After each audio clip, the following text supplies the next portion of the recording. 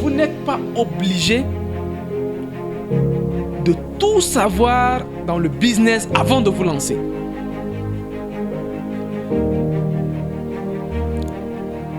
Vous n'êtes pas obligé de tout savoir.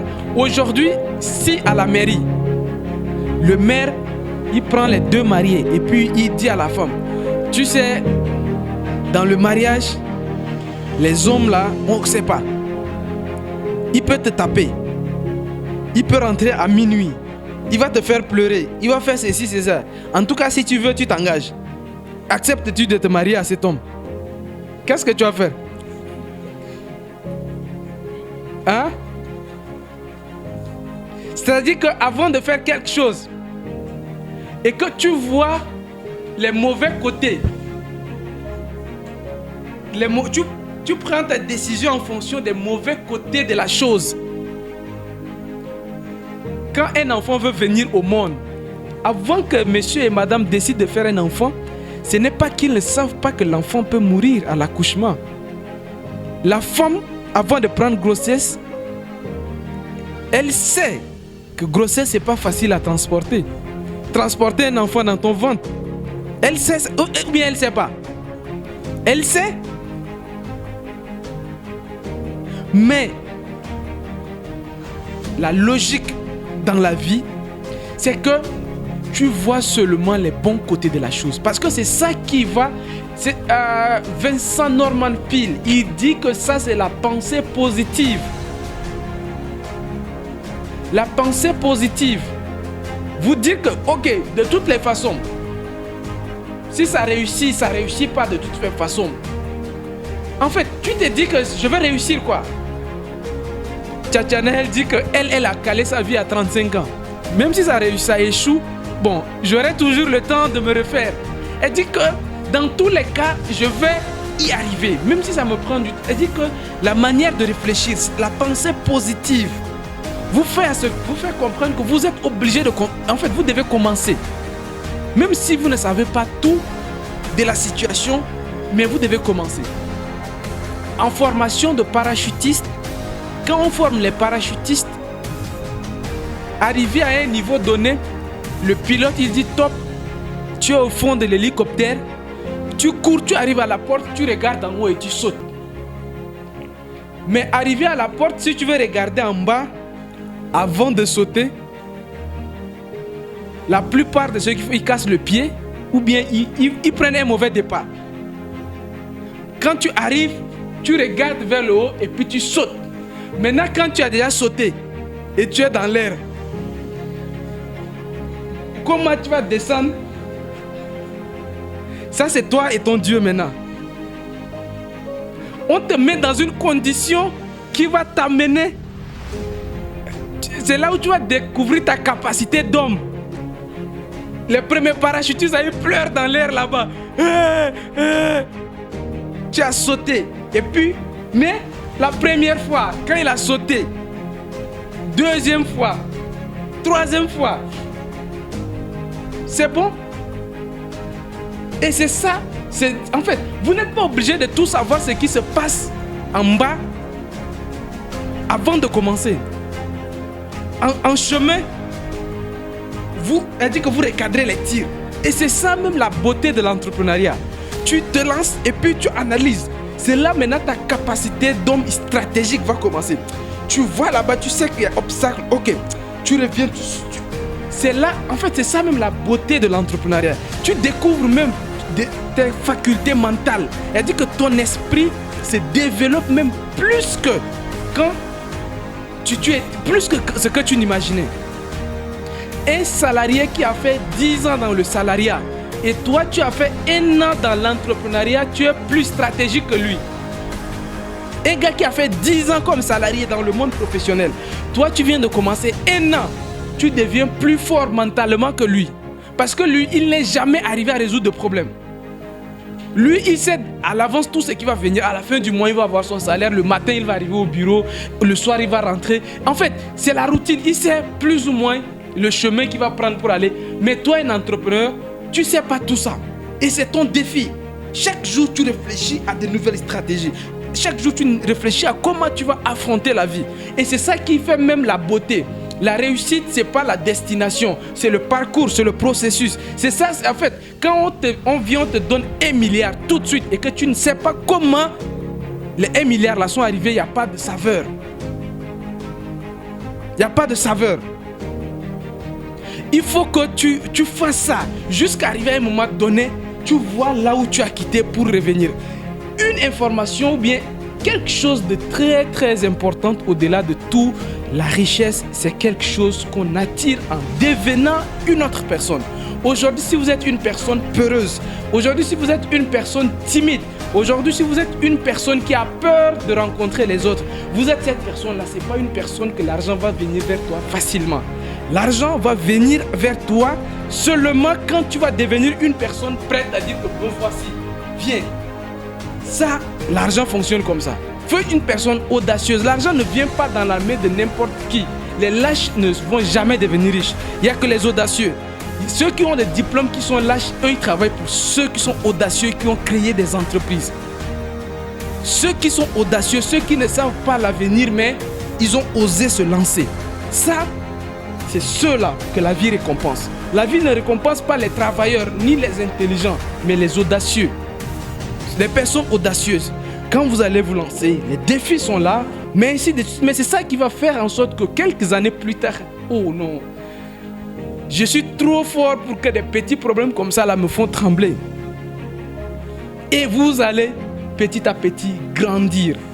Un enfant grandit. On ne dit pas qu'il rencontre de problèmes, hein. On dit il grandit. Tu as grandi. C'est un message subliminal. On ne te dit pas en fond ce que ça veut dire, mais on dit tu grandis. Les problèmes que tu avais quand tu as 10 ans, ce n'est pas la même chose quand tu auras 20 ans. Ce n'est pas la même chose quand tu auras 30 ans parce que les niveaux de problèmes augmentent.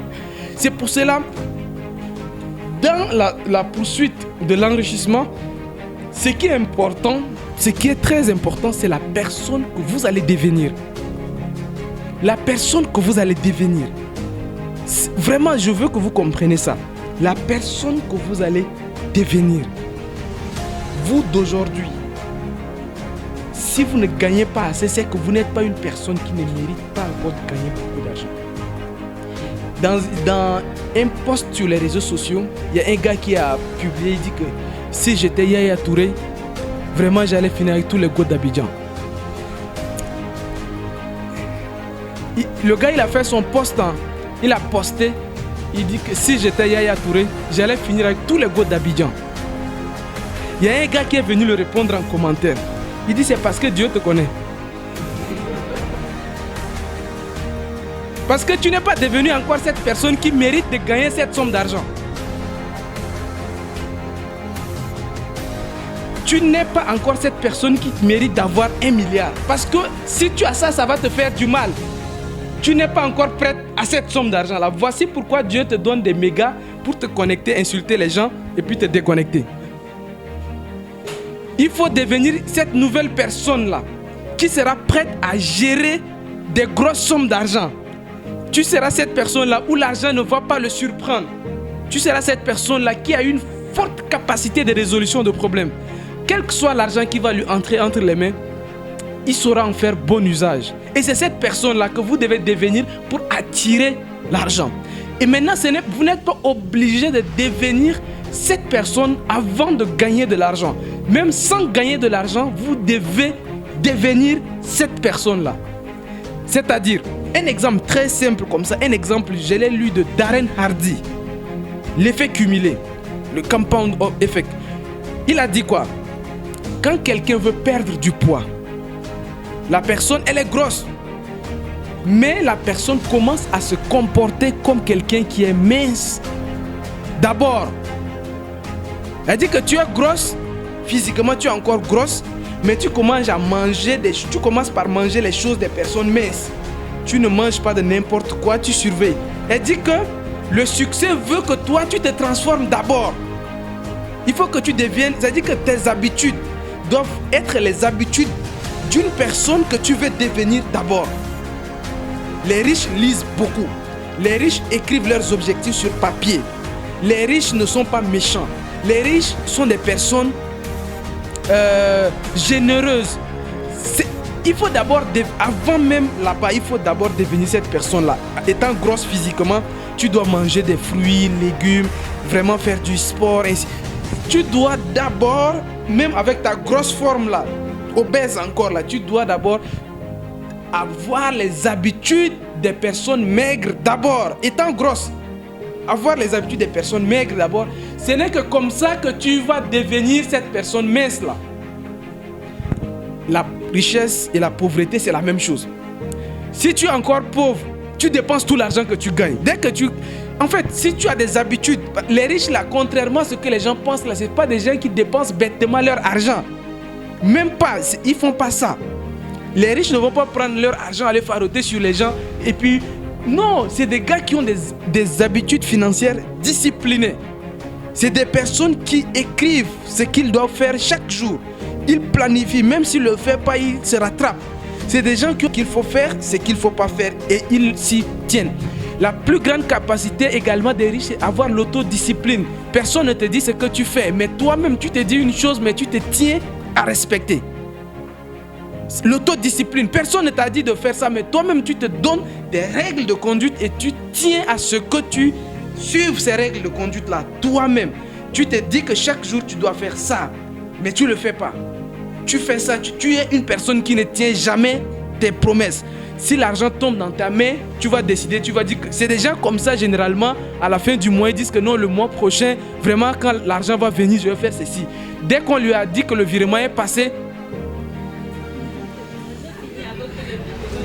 l'argent finit avant. Parce que ce sont des personnes qui ne tiennent jamais ce qu'ils disent, ils ne vont pas le faire. Donc même dans des petites choses, prends l'habitude déjà des personnes riches, des personnes qui sont autodisciplinées. À l'école, c'est le maître qui te tape, tu viens pas à l'heure, ainsi de suite, ou le patron qui te dit de... Mais les riches, c'est l'autodiscipline. Personne ne te dit ce que tu vas faire. Mais toi-même, tu te dis ce que tu vas faire. Sans surveillance, toi-même, tu te surveilles et tu le fais. Quand tu vas gagner le combat contre toi-même, l'argent sera prêt. Mais quand tu n'es pas encore à ça, l'argent ne va jamais venir. La preuve, tous ceux qui ont gagné au loto, 3 ans au maximum, ils ont tout perdu. Parce que l'argent les a surpris. Aux États-Unis, jusqu'à les psychologues ont cherché à savoir pourquoi les basketteurs de NBA, tout ça là, ils ont gagné de grosses fortunes. Mais plus tard, ils vont à la retraite, 5 ans, l'argent est fini. Qu'est-ce qui explique ça? Ils ont fait une recherche, les pauvres ont donné la raison. Les pauvres ont dit que c'est les riches qui ont beaucoup d'argent. Ok, on a dit si c'est comme ça, on va prendre les riches, les pauvres, on va prendre l'argent des riches, on les mélange tous ensemble et on les partage l'argent en parts égales. Donc si on a pris 10 millions et on a pris les 10 millions là chez les riches, on les mélange tout et puis on les partage avec les pauvres là. Tout le monde a la même quantité. On revient 3 ans plus tard, l'argent est reparti chez les riches. Les pauvres, ils ont tous dépensé. On dit vraiment, vous le problème c'est ailleurs, c'est pas l'argent. Vous, votre problème c'est pas l'argent. Vous devez vous changer. Vous devez vous changer.